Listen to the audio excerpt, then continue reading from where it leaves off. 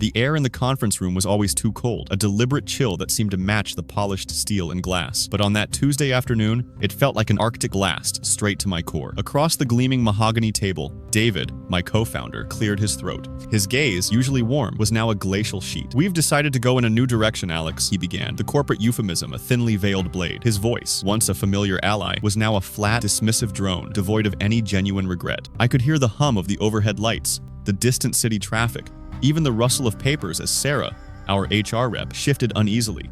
But inside my head, everything went utterly silent. Not a gentle hush, but a deafening, absolute vacuum, sucking all emotion, all protest, all the years of late nights, and shared dreams into a void. This wasn't just a job. It was the company I'd poured my life into. Every success a testament to my grit, my vision. Now, my loyalty, my very foundation, was being dismissed as utterly worthless.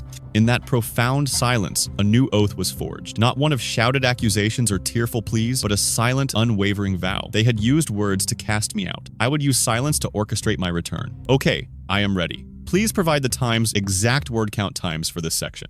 I remember the weight of that crown. Not a literal one, of course, but the invisible crown of responsibility I wore for 15 years. I wasn't just an employee. I was a builder, a problem solver, a loyal guardian of the company's reputation. I learned every nuance of our operations, knew the client base like the back of my hand, and could troubleshoot a crisis blindfolded. My children grew up knowing mommy's on a call, or mommy's working late again. Birthdays were often celebrated around a hastily ordered pizza after I finally logged off. My personal life was a distant second, willingly sacrificed because I truly believed in what we were doing, in the people we served, and in the promise of our future. This company wasn't just a job, it was a significant part of my identity. When he arrived, freshly minted from business school with his sharp suits and sharper rhetoric, he spoke of streamlining, efficiency, and tough but necessary decisions. He saw me, and people like me, not as the bedrock of the institution, but as old guard, perhaps even dead weight. For him, my dismissal wasn't personal. It was a line item, a strategic adjustment, a move he genuinely believed was for the greater good of his new vision. He probably even patted himself on the back for making a difficult but courageous business call. Before the axe fell, the subtle shifts began. First, certain reports stopped landing in my inbox. Then, invitations to strategic meetings, ones I used to lead, slowly evaporated. I'd find myself asking for updates on projects I once spearheaded, only to be met with vague answers and knowing glances. It was as if the invisible keys to my own kingdom were being quietly taken, one by one, leaving me standing outside locked doors. I was still times there asterisk, but increasingly, I was being locked times out asterisk. My years of unwavering dedication, my personal sacrifices, my intimate knowledge, all dismissed with the cold rationale of a new management philosophy, swept aside for a future I was no longer meant to be a part of. Have you ever felt trapped by an unspoken code, those unwritten rules that dictate how you should times react, even when they leave you feeling powerless? I had lived by one for too long. My default was always to prioritize harmony, to absorb blows rather than escalate, to believe that decency would eventually win out. That silent code, forged from years of trying to be the bigger person, left me vulnerable, exposed, and ultimately deeply underestimated. But then came the shift. It wasn't a burst of rage, but a chillingly calm clarity. I realized my old rulebook was obsolete. Playing by someone else's definition of fair was exactly how I ended up where I was. I needed to forge my own. This new code had non-negotiable principles. Asterisk dignity, always. Asterisk no public theatrics, no emotional outbursts. Asterisk strategy over impulse. Asterisk every move would be meticulously calculated, like a high-stakes game of chess, not a spontaneous bar fight. And crucially, asterisk legality. As bedrock, asterisk my actions would not just be ethical, but ironclad in their adherence to the law. This wasn't about petty revenge. It was about reclaiming my narrative, demonstrating a new kind of power, one rooted in precision, patience, and unshakable resolve. I wasn't just reacting anymore. I was building, deliberately, brick by brick, a future where my quiet strength spoke volumes. Once I made the decision to fight, not just for myself, but for what was right, my approach became cold, calculated, and entirely silent. I knew shouting wouldn't work. What I needed was truth, laid bare. This wasn't about drama.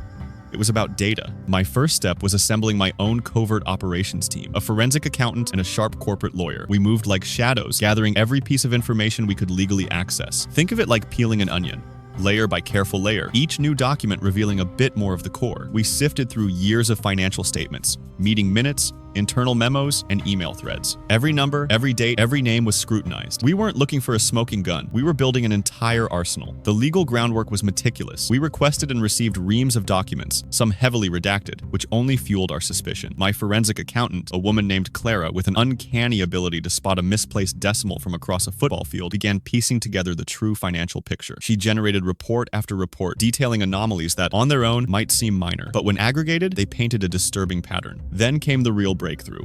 The pattern interrupt, as Clara called it. Tucked away in a labyrinth of transactions, she uncovered a sophisticated network of shell companies. Imagine a series of empty boxes, each one seemingly legitimate on its own, but all secretly connected, designed solely to siphon funds away. These weren't mistakes. This was a deliberate, long-standing system of financial misallocation. It had been going on for years, hidden in plain sight through layers of complexity. This wasn't just a few bad decisions. It was an ingrained, systemic betrayal. It took months, stretching from fall into the depths of winter, each week bringing new discoveries. But with every redacted statement, every confidential minute, and every intricate detail Clara's reports brought to light, the hidden truths began to emerge. The darkness that had shrouded their deceit was slowly, meticulously, being dispelled. I remember the day their world shifted. It wasn't with a bang, but with the quiet thud of a registered mail envelope landing on Michael's desk. The cease and desist letter was a meticulously crafted piece of legal art, delivered with a precision I'd planned for months. It wasn't just a letter, it was a package, replete with an executive summary and supporting documentation. Each exhibit email, spreadsheet, time-stamped log was a quiet hammer blow against the edifice of his assumed control. My legal team had ensured it was impossible to ignore. There was no ambiguity, no room for misinterpretation. The facts were laid bare, undeniable and irrefutable. I imagined Michael's face as he opened it, perhaps a flicker of confusion turning to incredulity, then that familiar dismissive sneer. He'd expected me to disappear, to slink away silently, another minor inconvenience he'd effortlessly erased. This letter, however, was a declaration that I was not erased. I was here and I was armed. His initial reaction, as I had predicted, and, more importantly, documented asterisk, was to dismiss it all as frivolous. He'd called his lawyer, I was sure, probably scoffing about my audacity, convinced it was a desperate, empty threat from someone who simply didn't understand how things really worked.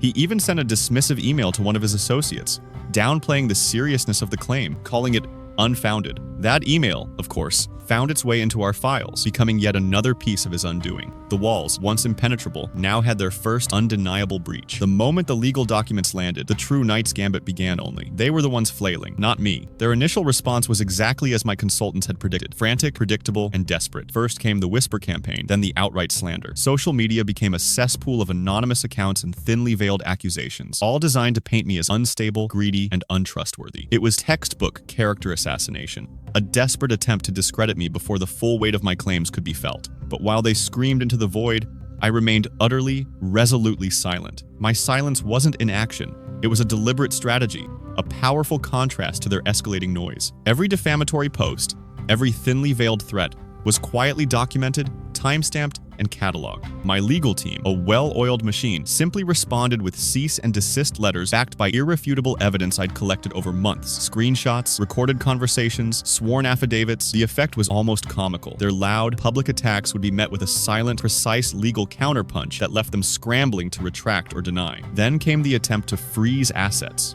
This was a classic move, often used to financially cripple an opponent into submission. They tried to tie up accounts, claiming reckless spending or misappropriation of funds. Again, I was prepared. My financial records were not just in order. They were bulletproof, meticulously audited, and independently verified, precisely because I had foreseen this particular gambit. Every transaction, every investment, every personal expense had a clear, legitimate paper trail. Their attempts felt like watching a poorly played chess game. Each move they made, intended to be a surprise attack, was merely an anticipated step in my times larger strategy. They thought they were cornering me, but in reality, they were just moving pieces exactly where I wanted them, exposing their own weaknesses with every panicked public outcry. The friction was there, the legal back and forth, but it was all happening quietly behind the scenes for me, while for them, it was a messy, public spectacle. The final meeting was devoid of the theatrical drama he might have expected. I walked in, not with anger, but with an almost serene calm, a clarity born of absolute certainty. Across the polished conference table, I laid out the evidence, not a single emotional accusation, just facts. The meticulously compiled forensic audit detailing his unlawful appropriation of my proprietary algorithms, the client contracts he'd poached, the communication logs proving his deliberate sabotage. Each piece was a brick in a wall of irrefutable truth. His His initial bluster deflated with every page turn, his face paling as the weight of consequence settled. There was no argument left, no plausible denial. He was forced to concede, a silent, bitter nod that spoke volumes. My terms were precise, non-negotiable. He would divest, legally and completely,